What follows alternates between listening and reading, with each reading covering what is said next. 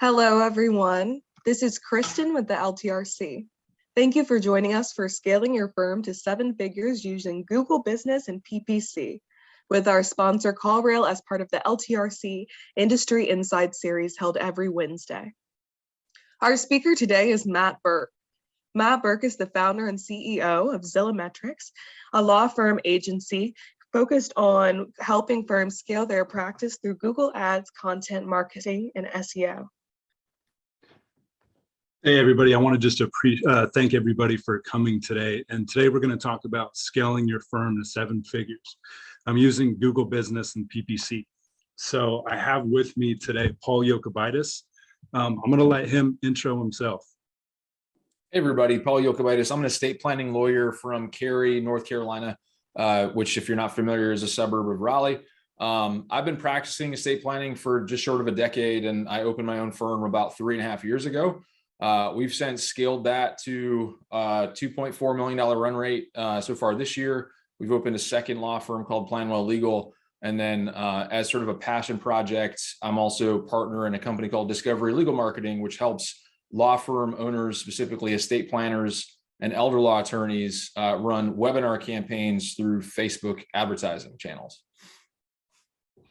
And my name is Matt Burke. I'm the CEO of ZillaMetrics. I'm entrepreneur, digital marketer, real estate investor, and aspiring law firm owner. You know, the changes in Arizona are kind of presenting some different opportunities. So I guess that's maybe a topic for another discussion. But let's get right into it. So, you know, so many people try to start with tactics. And the reality is, before you even get down to that, you got to define your vision and goals first. All right. So I guess if we wanted to put a poll together, can we start that on like the firm processes? Sasha? So before growth comes goals, right? And in order to pick the right goals, you need a vision. And to make your vision real, you need a plan. And to execute that plan, you need processes. So when it comes to that, this is what comes next, right? You got visions, you got goals, you got processes, you got people, right? So as a CEO of your firm, your task is to optimize one system after another, right? You can't be just bouncing through the day randomly, taking care of whatever problems erupt. You're not a fire killer. You got to prevent fires. So that's a quote from a book called Work the System. Because before we kind of get into this, let's really talk about what the ultimate goal is, right? The ultimate goal, I think for most people, because I know there's a lot of attorneys that don't like doing legal work. It's to exit the org chart. Instead of being a high-paying employee, you want to actually own a business, right? So you came for lead generation tactics, but what you really want is freedom and options, right? So when it comes to that, we're going to first talk about systems. So systems are the proven processes, right? The one way your firm operates, so you can deliver consistent value to your clients in a repeatable and predictable way. And it's critical to your success. So before you even get into the tactics of lead gen, you really have to have the foundational elements in place, because if you don't, when you do go to scale, you're going to run into all kinds of problems, especially when it gets to the point that you need to hire people. If you don't have those processes documented, you're just going to run into a ton of just constant bottlenecks, because everybody's going to be coming to you, clients, employees, everything else, right? So when it comes to looking at the systems that you need in order to grow, you're going to be looking at lead generation, right? Which is primarily going to be LSAs, Google Ads, Google Business, Facebook ads, right? Organic SEO. There's other tactics, but these are the ones we're going to talk about today. Now, with anything, you need to actually be able to track what's happening. So primarily, it's going to come through Google Analytics, a call tracking software like CallRail, and your CRM or practice management software, right? On the lead nurturing side, this is another component where you need systems. Who's answering the phone? Is it staff? Is it you? Are you using a third-party service? How quickly are you following up? Are you using text messaging to reach people, to remind them of appointments and consults, to follow up with them to see, like, you know, if they're on the fence, are they ready to convert to a client, right? Using email to be able to nurture them down the path, and then get them into your case management. Once they become a client, what processes do you and your staff follow to keep things consistent And do you have a software solution in place to track that, right? To make everybody accountable, to make sure nothing slips through the cracks, and just make sure that you're pretty much running your business like a franchise.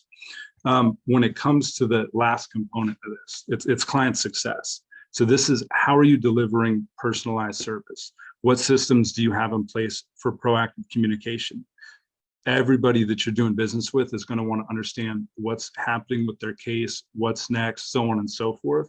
So you either have the decision to be reactive and kind of drop everything every time a question comes your way and figure that out, or figure out how to be proactive and have a communication strategy in place that addresses the concerns your clients has, answers those questions before they're asked, and tees you up to get good reviews and good referrals.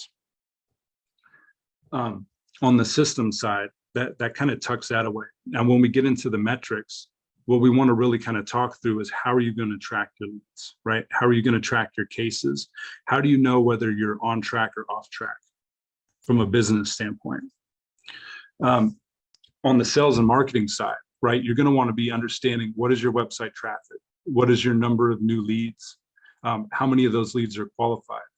What channels are they coming through? Like organic, PPC, Google Business. Understanding this and tracking this is going to give you the ability to double down on what's effective and basically get away from what's not working or costing too much. So tools and analytics, CallRail, things like that, those are going to give you the ability to do that quickly and easily. And then you're going to be able to also want to track your consults. Were they attended?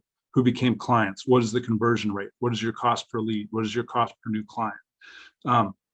Paul, you want to walk them through like some of the ways that you're tracking your firm KPIs? Yeah, a lot of our metrics live in a tool called ZillaMetrics, which is a lawyer-specific or legal industry-specific marketing CRM. So it allows us to follow a case from initial lead through conversion and really even aftercare. And so in that, we can dedicate different marketing channels as the sort of point of origination for a lead. And so if we have a website lead come in because they submitted a contact form, we can clearly tag them in our system to know that that's where they came from. We also use tools like CallRail as dedicated channels within ZillaMetrics to indicate a source in and of itself by using a unique identifiable phone number. And so sometimes that's a sponsorship campaign. Like we, for instance, I'm in the Raleigh market. My sons play in the West Raleigh baseball league. And so we sponsor that league. And so one of the things that we're doing in terms of being able to attribute clients to that league or not is on our advertising for that sponsorship, we have a very specific CallRail number. And we also have a very specific landing page on our website where people can convert and actually submit contact forms. So we can actually attribute revenue to the ad spend that we're placing. And so when you have that in one centralized system like a ZillaMetrics, it allows you to go in and have one source of data to create one report that's immediately actionable. You know whether or not that marketing channel is working, or whether or not you're getting enough ROI for a specific ad spend. And so we're not just throwing money at stuff and just hoping or just wishing that it works or just attributing correlation to causation. You really need to know what the return on investment is for every dollar that you spend in marketing.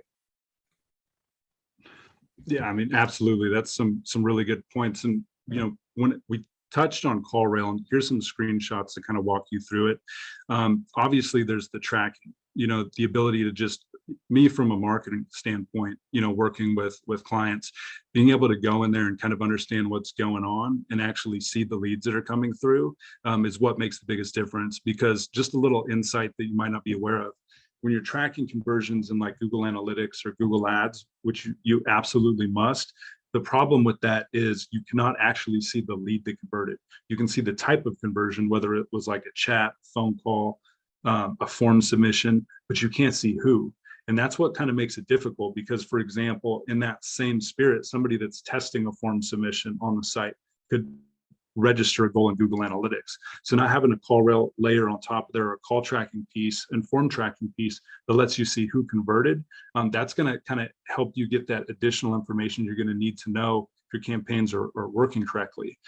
Also, from like a firm operation standpoint, and also just for monitoring lead flow and what's coming in, one thing that I find super useful is there's a report tab that allows you to see like the calls by day and time. and missed calls with one click. So this allows you to easily see very quickly, are your calls being handled correctly? And which is important, because whether you're a solo or you have an established firm, chances are you're not the one answering the phone. So you're going to want to be able to stay on top of these things and just know, binary, yes or no, like, are the calls being answered, or am I missing calls? Which is super critical to know, especially if you're running ads, because ads, you're going to pay per call, per lead, or per click. So you're going to want to be on top of that stuff. Outside of call tracking, these are some other tools that you would generally use to track your marketing campaigns. Google Analytics is definitely a must. Some of these other ones here, SEMrush and Ahrefs, you may have heard of them, may have not. These are more things that are going to help you track like the SEO progress of your website. So that kind of handles that. And then from a internal metrics tracking, Paul talked about Lawmatics. There's other options out there as well, but it's just important to have that case management system in place so you can see the full journey of your client and understand when does a lead become a client and from what channel they came from. And here's the thing, there's so many metrics you can track. And I mean, it's almost like going down the rabbit hole. So I would caution to really start with a handful of meaningful metrics, things that you can easily track. And then as you grow and marketing becomes more sophisticated, or you have a larger team, you can basically start having other people be responsible for reporting on those different metrics, right? Because this helps your team become accountable to you and to a specific metric that's driving results for your firm. Now, tactics. So this is where we're going to get down into the tactics. And understanding how to get more leads, you have to actually understand Google. Now, this is pretty much the question every lawyer wants to know. And with that, I'm going to let you know. So what does Google want? Outside of making a bunch of money from basically every click you're going to do and ding your credit card, what they want to do, or one of the things that they also want to do, is they want to provide answers immediately. This is something that if you look at the search landscape today and how it's evolved over the last couple of years, you'll see this more and more. You type in a question, right? And that question spits out an answer. This is called a featured snippet. It's also called like the zero click, because there's a lot more of the search landscape transitioning to where people oftentimes may not even go off Google. They get their answer and then it's there. And also, when it comes to how these questions are asked, featured snippets are still going to show up, and it's just going to present an instant answer. And what's interesting is you can have the same URL, literally the same content, a different search, and still get a different answer. So Google's basically crawling all your content, and what they're trying to do is somebody asks the question, Google's trying to deliver that answer instantly in a way that's easily consumable without even navigating off their ecosystem. And this is more of what you see too when it comes to the Google local services. Now, natural language is a big deal. So these kind of question-based search queries that trigger featured snippets, which are those things that stand up on top of Google when you enter in a keyword right here, that's where Google's going. So SEO necessarily isn't about like the over-optimized page or the crazy keyword stuffing or any of these things. It's more question-based. So you got to think about questions, not keywords. And you see this presented in the featured snippets, and the people also ask, even in your Google business profile. There's more and more of that. And just to kind of give a little explainer on this a little deeper, do I need a trust to avoid probate? So you'll see right here, I'm in North Carolina as well. I'm in the Raleigh area. And when I type this keyword in, without it being localized, I'm naturally getting a localized result, even in organic, without me adding a keyword, right? I click it again and just maybe expand that search to North Carolina. And with a localized search query, I actually have a new number one at Google. I can expand that and make it even more localized by adding Wake County or a city or something like that. And you can see that the highly localized search queries are going to generate different results, right? And that's where you can start generating ads. And this is where you have those types of opportunities to respond to searchers with the kind of information they're trying to get. So what does this mean? Basically, it means there's no number one in Google anymore. So if you think about it, you don't want to fight for number one, right? Because you got to fight for as many positions as possible, because that's how Google's basically changed the landscape. Number one in Google is literally down here. So before you get through there, you have to sort through all these different listings, and different types of searches are going to have different results. But this is why it's so critical that the strategy is, how can you be on multiple shelves in the same aisle versus how can you just try to get to on page one? Page one happens in multiple ways. And then as a kind of like a side note to that, when you're thinking about paid directories and things like that, that strategy can extend there as well. You just got to be very surgical with what type of directories you would pay for, if you're going to pay for them, to make sure that they rank for the keywords that you need to rank for in your area. They're not on page one, they're not going to help you. So this is an example of the LSAs, the local search ads. This is an example of the Google search ads. This is an example of Google Business, or the Map Pack, which is often called. And then these are organic results. Now, when it comes to like the pros and cons of all this stuff, if you've never used LSAs before, basically, I mean, you're going to be at the top of results. You have a very prominent listing. It's going to stand out. So if you have a lot of reviews, you're definitely going to kind of be one up on the competition, because you're naturally just going to, you're going to stand out more, right? You're pay per lead versus pay per click. And it's very easy to set up, right? The calls are recorded, so you can see the actual leads that are delivered from this platform, and you can dispute stuff that's not qualified. And depending upon your practice area, you know, I got to say this with a kind of an asterisk, like you can get a lower cost per lead, but there are challenges to this. So because it's so automated, you don't really have a lot of control on how you can optimize it. And then depending upon your practice area, especially like personal injury people, you know, it can be tough. It's definitely hit or miss. And I find that estate planning and divorce and those practice areas tend to do better. Criminal defense is all right as well, but personal injury, I think, struggles here depending upon your market because of the competitiveness and saturation. And when that happens, your leads can be less qualified at times. So, and then the last thing on here is it is an application process. You got to do a background check. You got to fill out things. You got to wait for them to approve you. It takes a couple of weeks.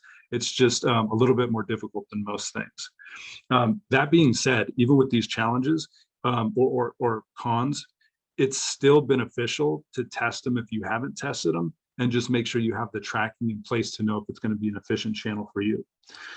Because, you know, one of the things with those is it's more going back to that main strategy, taking up positions on page, because every position you have is a position your competitor doesn't. Now on the search ads, here what's a lot more beneficial is you can target specific keywords, locations, you can target audiences, you're above maps. It's faster than SEO. So you can set these up quickly and start running ads and basically see results in weeks, not months. There's multiple ad formats. They got the smart ads that appear above maps. They have these ones like you see here. There's YouTube ads, display ads. There's a lot of different things you can do, and there's a lot of different ways you can measure results. Outside of the obvious, like calls, forums, and chats, you can measure traffic that comes from there to view key pages or track video views. Now the challenges though, with this, you are paying per click.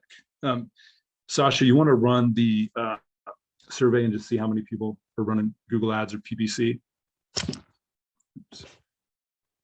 Yeah. So, I mean, the bottom line with this, the biggest challenge is your cost per click. Again, for personal injury, I kind of call that out. The cost per clicks right there are usually enormous. So this is usually not the best channel for most people if you're in personal injury, because it is easy to screw up and waste money. It's a steep learning curve because there is a lot of different changes and things you need to pay attention to in there. And they do have a recommendations tab in Google, and they do have auto-applied suggestions. But a lot of these things don't necessarily work in your favor, and they're more often geared towards getting you to increase your spend versus, like, you know, being efficient with your budget.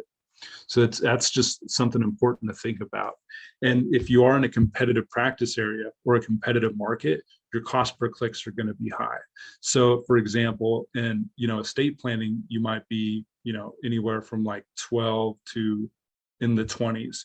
For criminal defense, you're likely going to be on the low side, maybe $18 up to like 50 if you're in a super competitive market.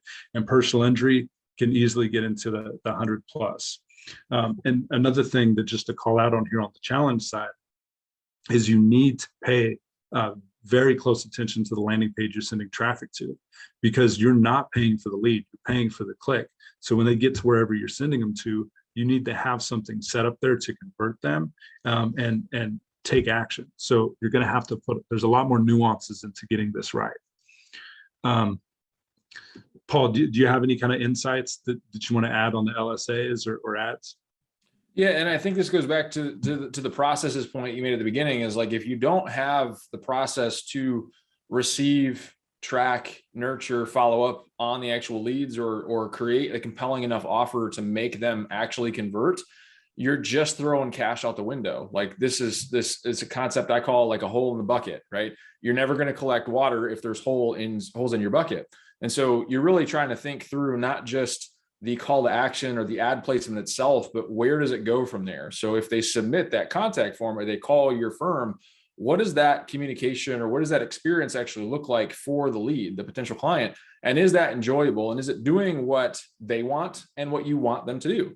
And if it's not, then there's going to be a break point somewhere where they leave, right? They're going to exit the funnel, find somebody else who's doing it better than you are. So don't rush this. Building process or building these sorts of structures without process, like building a house without a foundation, it's going to fall, or you're going to lose faith in these channels that are otherwise solid just because they didn't work for you. Well, it's not that they didn't work for you. It's that you didn't put the time in to actually develop them appropriately. Yeah, those are good points.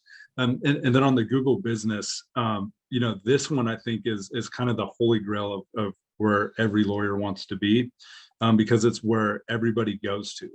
You're going to get the highest quality leads from here. I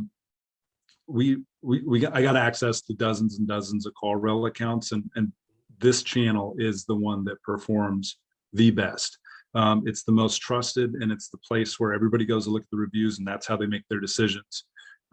Paul's done some pretty strategic things when it comes to how he's organized his business and offices. You want to like touch on those strategies? Yeah, and it's I don't know, this is unique to estate planning, but I've found throughout that there's some proximity sensitivity to the way that potential legal consumers engage with estate planning. And it's a lot more like a CPA or a financial advisor or those sorts of local professional service providers that people don't necessarily want to drive very far. And the way that, just like Matt was giving examples of his location impacting the search results from a proximity standpoint, that's true when you're inputting things like estate planning attorney, especially in our increasingly mobile and cellular environment.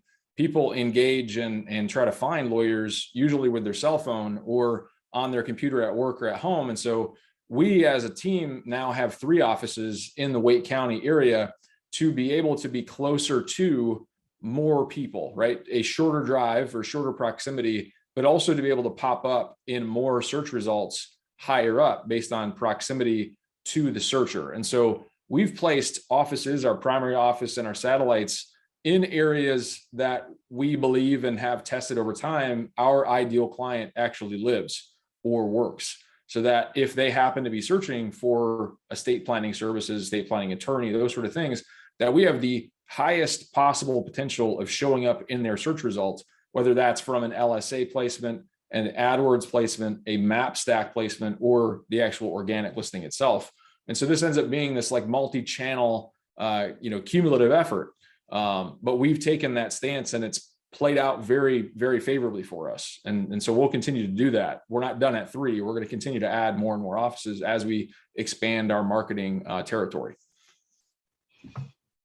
Yeah, and just to kind of piggyback on what Paul said right there, there's not really a lot of downside to Google Business. Like, you have to be there and you have to pay attention to that. It should be one of your number one priorities. The biggest challenge here is reviews, right? You have to have a process in place for getting reviews, and you have to be intentional. Your staff needs to be intentional, and you need to figure out how to make that a metric that you track and that you're pushing hard to increase. One of the things too that I've seen, and this is just a little bit of a sidebar on here, is a little bit just kind of how, this is a complete sidebar, but Amazon, for example, how they rank products are generally like reviews, sales velocity, and then the optimization of the actual listing, right? There's some similarities in how Google does it too. For example, if you get massive bursts of a bunch of good reviews because you've done some marketing campaign and did something to generate a bunch of reviews, that looks, even if they're legitimate, that looks way less natural than just a consistent velocity reviews that they see, because that reflects to Google that you're consistently delivering value to clients and doing good work. So pay attention to that. Like, how many reviews are you getting each month? Always seek to increase it, but go for that, not like these big massive burst reviews, because you're going to be better positioned and it's going to build better trust signals within Google. The one challenge though that I would say that is super annoying about Google Business is when you run into issues with it, their support is basically non-existent. So that is one thing, but it doesn't detract from how valuable this placement is. Organic results. I did want to talk about these.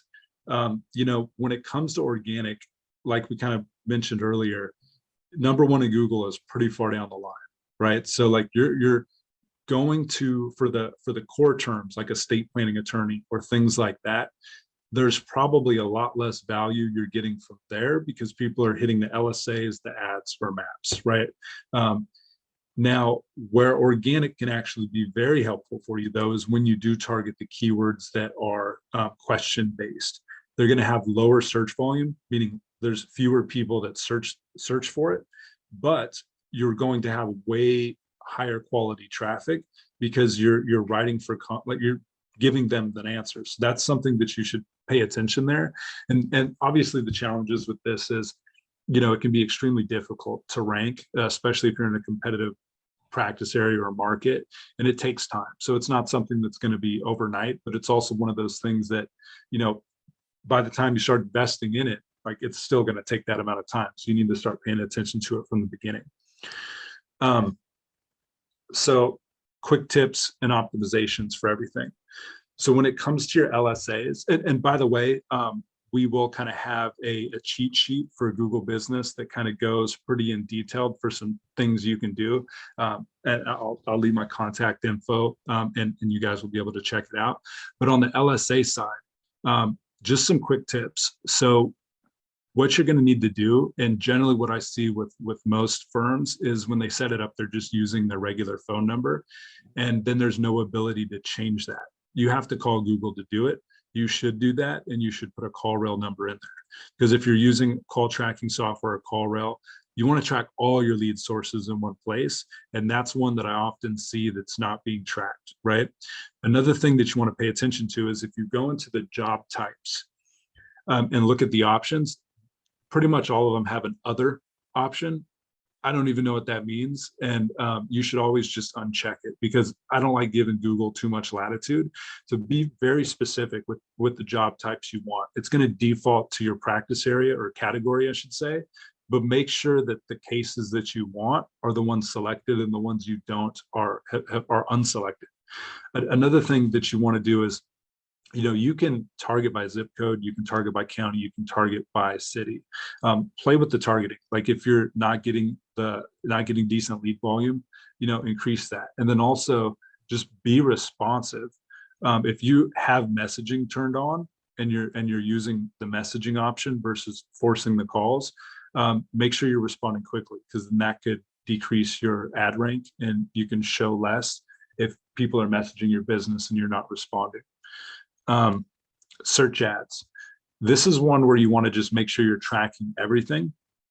And it's very easy to miss things. So for example, oftentimes I'll see embedded forms from CRM systems where they're they're not redirecting to another thank you page.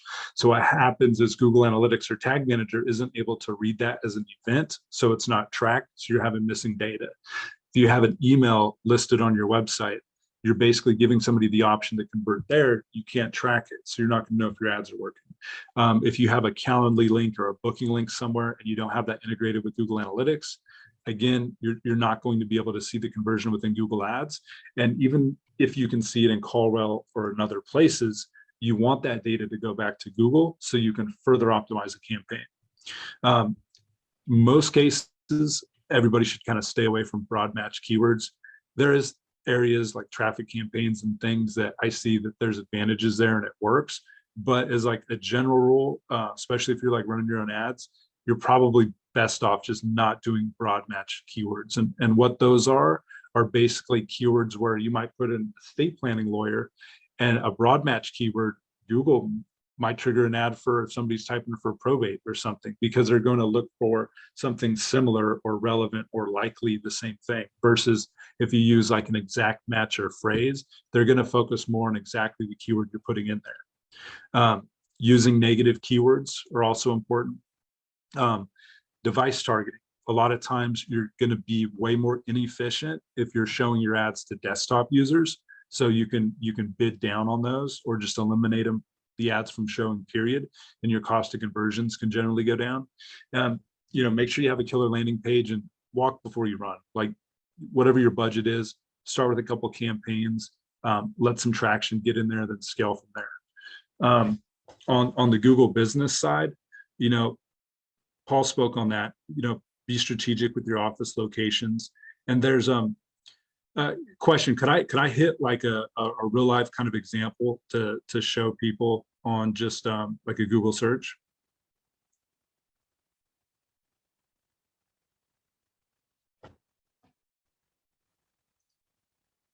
Sasha? Yeah, go ahead. All right, cool. Yeah, I'm going to just show you an example, because I know when we talk about personal injury and stuff like that, I know a lot of the ad pieces and stuff like that are a no-go in a lot of cases because the cost per click's too high, or LSAs don't generally serve well if you're in a super competitive market. I see that a lot. So when it comes to Google Business, I just want to kind of give you a walkthrough on how you should look at optimizing your Google Business. So when it comes to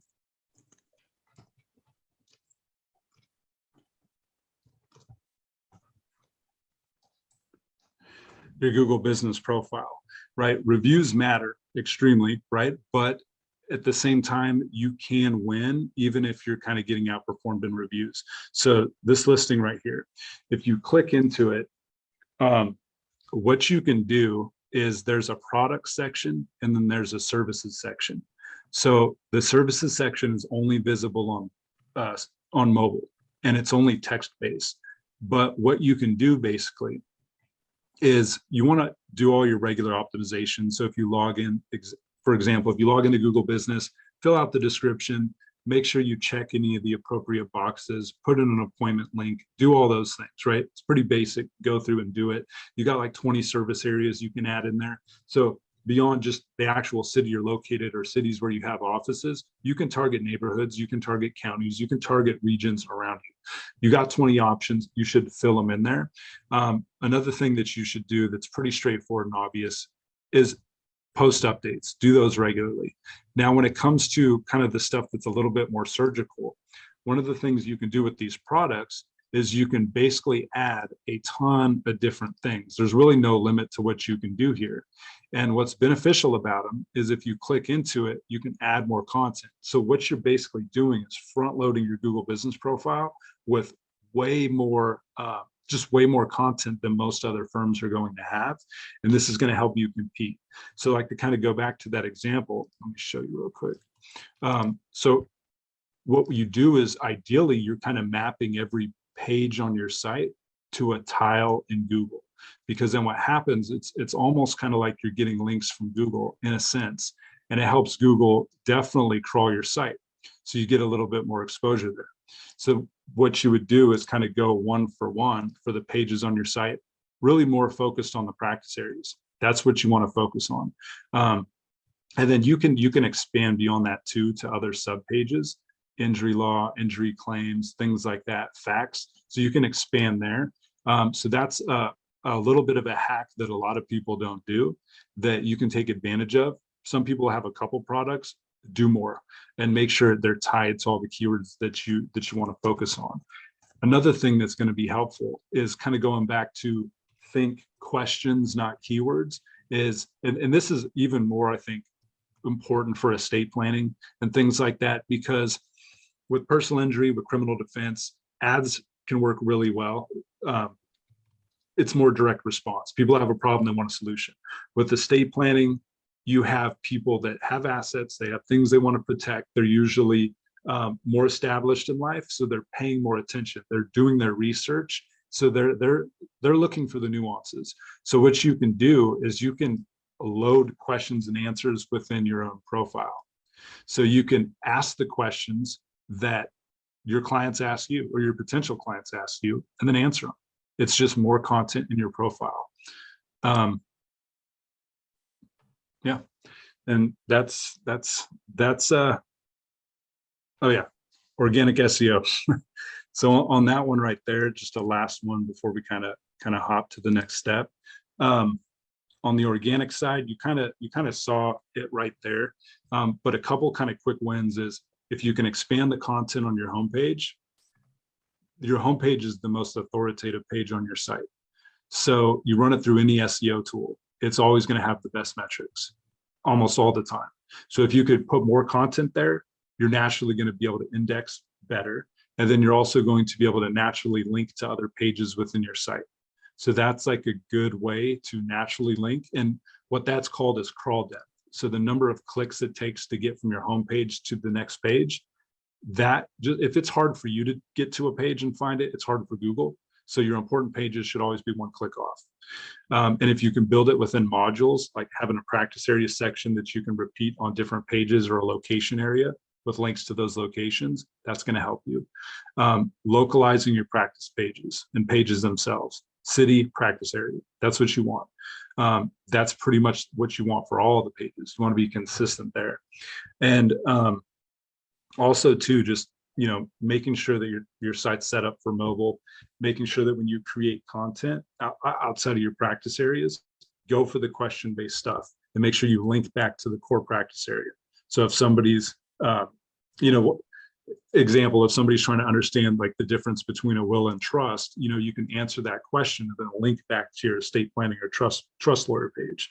And that's kind of how you do that right there. And the last little one that I think is super underused, but probably one of the most valuable things you could do is like leverage your existing relationships with your colleagues to get links to your site. Because if you have a license to practice law, you can get links from Justia and Fine Law and Avo and all that other stuff. All those sites have authority, but everybody has those links if you're practicing law. So by that nature, they're kind of devalued in that sense.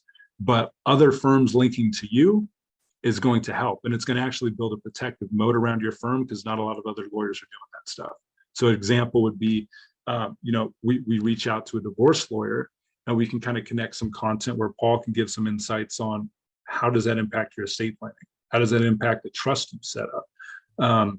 You can leverage the same thing between a DUI and family law or criminal defense lawyer. Like how would a domestic violence case impact your child custody?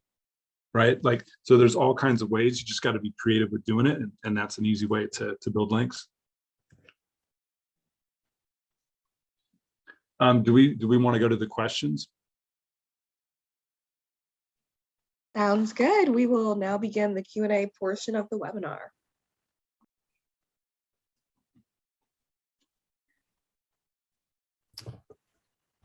Matt, Sean with CallRail here.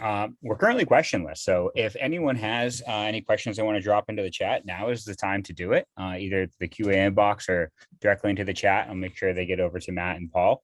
If not, maybe Matt and Paul, you might have questions that you think the audience might have, but we have one pop up right here from Hannah. It's how do you add products and FAQ into the Google My Business profile? Yeah, so the products are super easy. If you log into your profile, you're just going to look on the left rail and you're going to see a product section. And then all you need to do to add the images, because it's going to require one, is use Canva.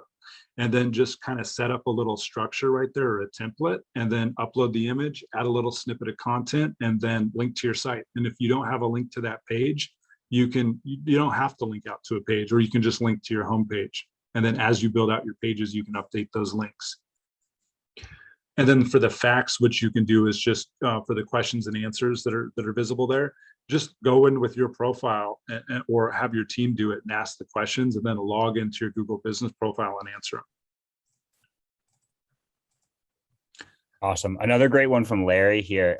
He asks, if you have limited marketing dollars, how would you prioritize these activities? Paul, you want to take this one? Yeah, I mean, there's stuff that you can do for free, like, optimizing your Google My Business page doesn't cost anything. Taking photos of your office is a really easy way to make your Google My Business profile pop a little bit more. And it really is just sort of trying to connect with your end user, like who is your client and what are they actually looking for in a lawyer. Things like Google LSAs are easier to set up because there's less customization to it. And in terms of like estate planning, the cost per lead is actually still pretty low and the competition's still pretty slim. So the effectiveness of that channel is probably the highest that it will be, for the foreseeable future. But obviously just content creation generally is the cheapest thing that you can do, is put out good content, use video and put it on YouTube. Google has so many different platforms. And so, I often say, like, Google giveth and Google taketh away. You need to do things that jive well with Google. And so utilizing as many of the Google services as possible is incredibly important. But you obviously want to do things that are sort of like building a foundation for scalability and not take your ROI and suck it out of your firm. Like, you need to retain some of the profit to invest towards further growth. You're not going to grow to $1 million law firm until you start marketing like $1 million law firm. And so you have to sort of create and do the tactics that lead to that sort of strategy, even when you're not there yet. So even if you're doing 100,000 or $250,000 or something way lower than $1 million, you have to start aiming your expectations and your strategies to where your revenue would need to be in order to support that type of law firm. But these sort of low-hanging fruit would be organic and more DIY channels that are going to have a high ROI on your ad spend. Stuff like PPC can get pretty expensive because it can take a while to actually rein it in. You have to actually devote a few months to it to actually figure out what's working and what isn't. But things like LSAs, you're doing a couple keywords or practice areas within a geographic region, and you're just turning it on. I mean, it's a pretty user-friendly platform. That may be where you start, depending on what your practice area is. Yeah, and just before we get to this other question too, just to piggyback on that, and this is just that content creation hack that I think that it would be good for solos. So if you're comfortable with video and you just go to Avo or go to wherever you see a bunch of questions being asked, you record a video answering those questions, keep it short and sweet. And now you have that video. Well, you can upload it to YouTube. Now you have something there. You can upload it to Facebook. You can upload it to Google Business. You can use Otter.ai, which costs $10 a month, transcribe the whole thing. And then now you basically got a blog, and now you can format it in there. And then you can use the questions and add that to your questions and answers on Google Business. So you can kind of do a lot with 3 to 5 minutes of your time on video. To put it in perspective, 3 minutes of talk time to 5 minutes could be 800 to 2,000 words, depending upon how fast you talk. Yeah, we went to Quora and we've done over 100 videos answering Quora questions about probate, trust, wills, powers of attorney. You just use very general keywords in the search for something like Quora. Quora is just like a ask and answer or question and answer type platform. And it's what your potential client is actually asking about. You don't have to make it up, right? It's literally you're answering questions, but record yourself anywhere from 30 seconds to 2 minutes. I mean, it depends on, how quick or how brief you can be, but it's super easy to carve out an hour once a week or once a month. Grab your iPhone or your Samsung and just record yourself on selfie mode, asking the question and then answering it in how you would answer it in a consultation, not in the very legalese, academic, super dry format that you often see legal answers. Be the approachable lawyer and be that in all channels. And you're going to get more clients who want to work with the approachable lawyer. Yeah, this one looks like another one for you too. It's in addition to third-party services, how many staff in FTE percentage would you say a firm has to dedicate to growing its online marketing?